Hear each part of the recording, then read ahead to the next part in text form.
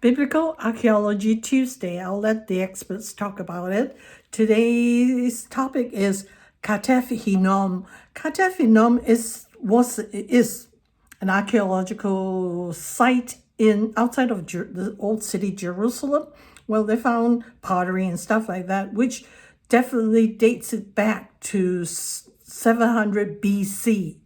That means the time of Jeremiah. And where of itself, it's another archaeological dig of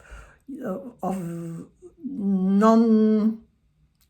Well, it's another one of them. There's so many of them. You just put a shovel anywhere in old Jerusalem or outside, and you will be able to find things there. But the most significant was of the Ketef Hinnom site was the discovery of those two silver amulets, little rolled up silver thing that they wear as an amulet. We wear a crucifix as an amulet, or we wear a jade or whatever beliefs we have as an amulet. So there it was, the silver amulets.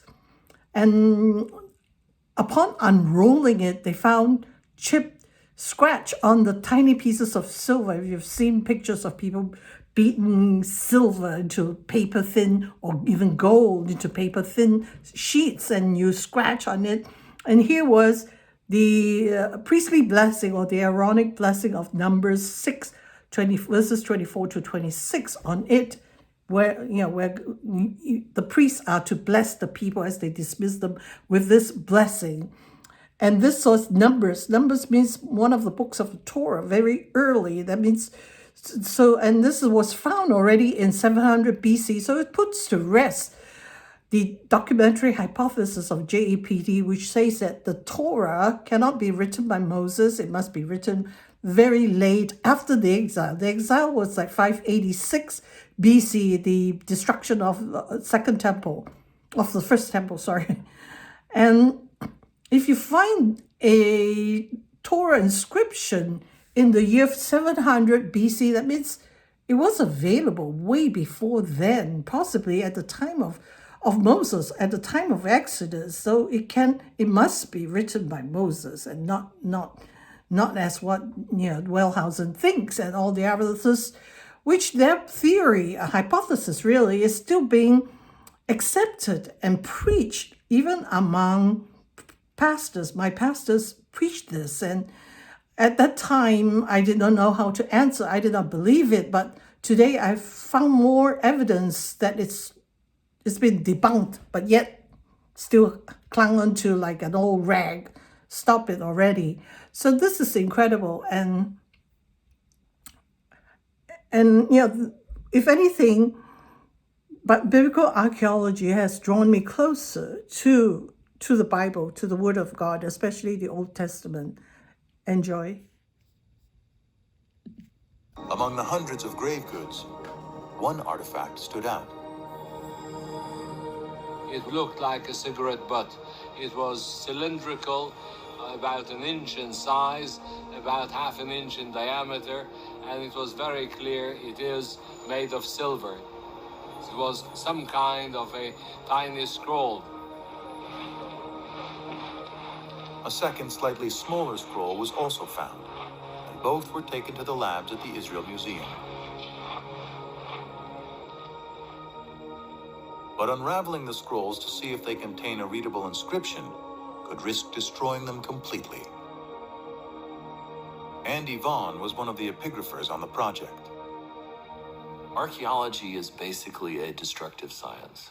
In order to learn anything, you have to destroy what's there.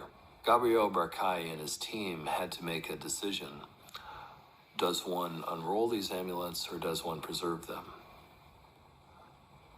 They decided that it was worth the risk, and hindsight would tell us that they could not have been more correct. Through painstaking conservation, technicians devised a special method for unrolling the scrolls and revealing their contents. I went over there and I was amazed to see the whole thing full of very delicately scratched, very shallow characters. The first word that I could decipher already on the spot was Yud Hey Vav Hey, which is the four-lettered, unpronounceable name of God. Further investigation revealed more text and a surprisingly familiar prayer, still said in synagogues and churches to this day. May the Lord bless you and keep you. May the Lord make his face to shine upon you and be gracious to you. May the Lord lift up his countenance upon you and give you peace. Numbers 6, 24 through 26.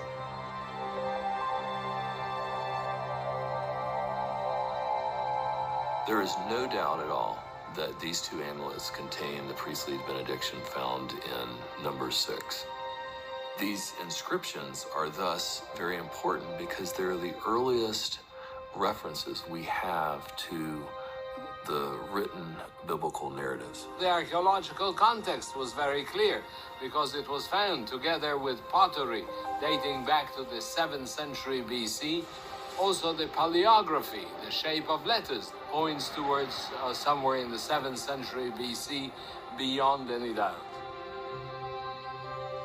Was what the priest wore around their neck. They inscribed this on the pieces of silver, rolled it up, and wore it as an amulet. This is from Jeremiah's time, clearly identified from the pottery, as well as from other cultural implications, and really not even contested by the liberals. Well, how did they inscribe so well on silver? In fact, we found with infrared technology in the last 2 years much more than what they originally found. Numbers 6, 24, 25, and 26 were very obvious. As we developed more technology, reported in the New York Times, by the way, just 2 years ago, almost the whole chapter of the context is engraved on the back of it. How did they do that? I think we get a hint from Jeremiah 17, where we read, the sin of Judah is written down with an iron stylus with a diamond point. It is engraved on the tablet of their heart. Evidently, they were doing some engraving with diamonds at the end of an iron stylus. And so on this, you do have the text. Now, the significance we related to this morning when we're talking about the Dead Sea Scrolls, the documentary hypothesis says these books that comprise the earliest books supposedly written by Moses, the early writers, weren't written then at all, but written after the captivity. And this is what the documentary hypothesis is supposed to have proved. And we found then some of the Dead Sea Scrolls that were actual copies of the Paleo-Hebrew, which had to have been written prior to the exile, because that's the only time that style was used. Now, when they found the 300 BC copies, it wasn't from before the exile, but there were copies of what was before the exile. This was not a copy. This was written before the exile. This was 400 years older than the Dead Sea Scrolls, and it is precisely like the text that we have today.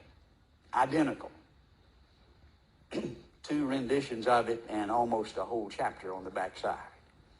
400 years older than the Dead Sea Scrolls. That just says the people that have given their faith to the documentary hypothesis have made fools out of themselves.